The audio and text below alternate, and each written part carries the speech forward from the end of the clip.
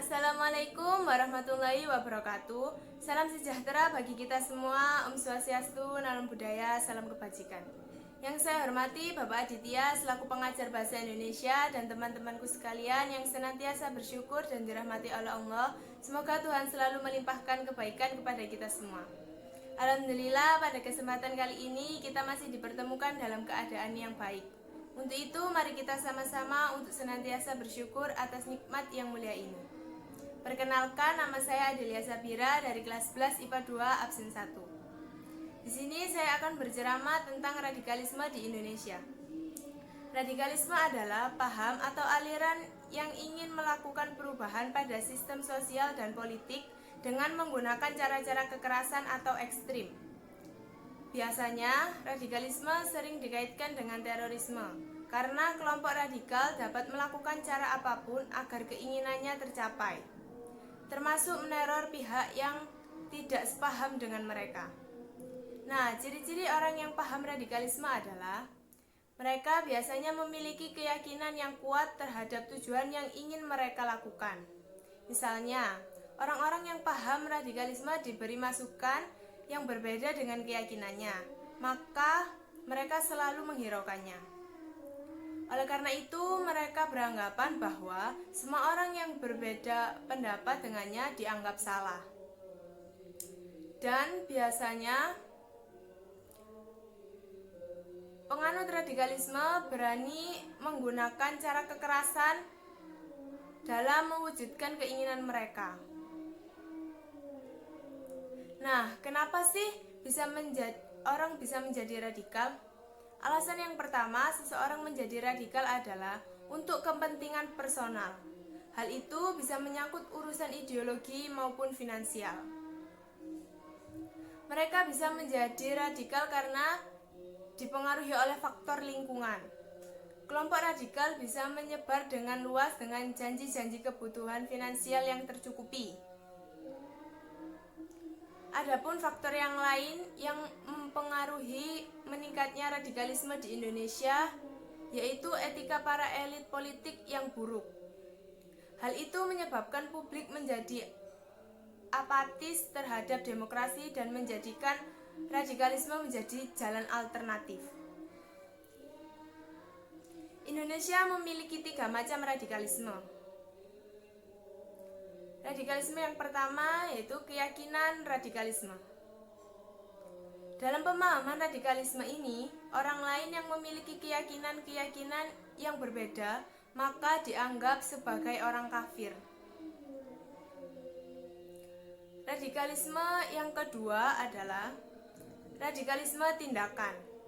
Contohnya, organisasi ADJ yang selalu menghalalkan segala cara, termasuk melakukan pembunuhan atas nama agama. Sementara radikalisme politik adalah mereka yang menginginkan perubahan ideologi negara. Mereka termasuk radikalisme politik yang memiliki tujuan untuk mengubah sistem pemerintahan menjadi khilafah. Contoh dari radikalisme di Indonesia yaitu peristiwa bom Bali. Para pelaku beralasan bahwa untuk memusnahkan bentuk penyimpangan dalam Islam. Penyebabnya karena pakaian-pakaian yang digunakan para turis Bali yang begitu terbuka sehingga mereka merasa terpanggil untuk menegakkan kebenaran.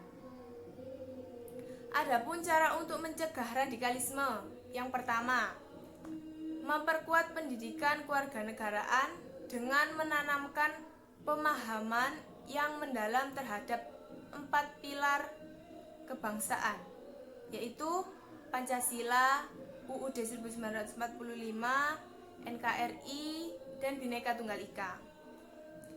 Melalui pendidikan kewarganegaraan, para pemuda didorong untuk menunjukkan tinggi dan menjunjung tinggi dan mengintegrasikan nilai-nilai luhur yang sejalan dengan kearifan lokal, seperti toleransi antar umat beragama, kebebasan yang bertanggung jawab, gotong royong, kejujuran, dan cinta tanah air, serta kepedulian antar warga masyarakat.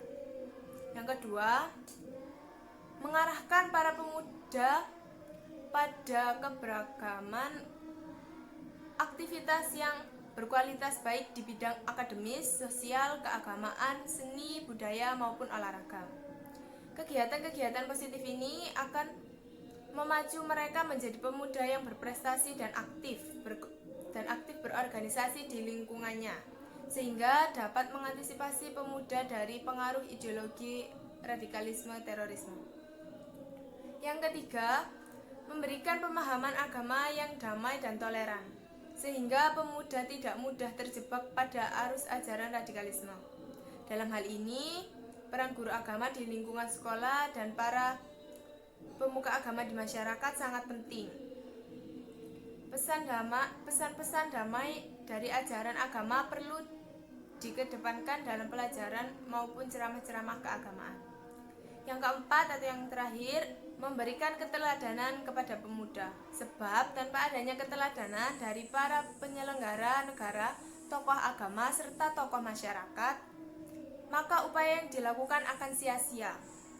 Para tokoh masyarakat harus dapat menjadi role model yang bisa diikuti dan diteladani oleh para pemuda. Saya kira cukup sekian ceramah dari saya tentang radikalisme di Indonesia. Kurang lebihnya mohon dimaafkan. Wassalamualaikum warahmatullahi wabarakatuh.